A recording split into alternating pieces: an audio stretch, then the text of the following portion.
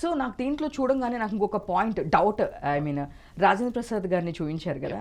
So జనరల్గా ఏంటంటే young టైంలో ఒకళ్ళని, పేరెంట్స్ టైంకి వచ్చేపాటికి ఒకళ్ళని మనం జనరల్గా ఎక్స్పెక్ట్ చేస్తూ ఉంటాము.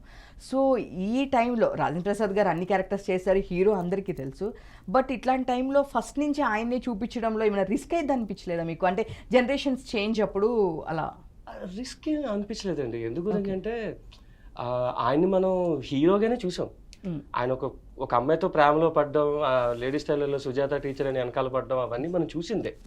ఇప్పుడు సడన్గా ఒక 60 years పెద్ద ఆయన తీసుకొచ్చి నేను అతను 35లోనో 40లోనే ఎలా ఉంటాడో అన్నది నేను జనాలకి నచ్చుతుందా లేదా అన్నది డౌట్ అప్పుడు రావాలి. బట్ రాజేంద్ర ప్రసాద్ సార్ 30 నుంచి మనం చూస్తున్నాం ఆయన్ని. ఇంకోటి సార్, అలా చూపించినప్పుడు ఎందుకంటే ఆడియన్స్ రిలేట్ అవుతారు. రెట్రో కైండ్ ఆఫ్ కొంచెం ఆ నాస్టాలజిక్ ఫీల్ వస్తుంది మనకి. ఆయన పాటలు ఎలా చూసామో, అర్చన గారు పక్కన ఎలా చూసామో అలాగే మనకు అనిపిస్తారు. కాబట్టి ఎవరినో సీనియర్ని పెట్టే కంటే ఆయన్నే పెట్టడం అసలు ఎగ్జాక్ట్లీ చాలా బాగుంటుంది.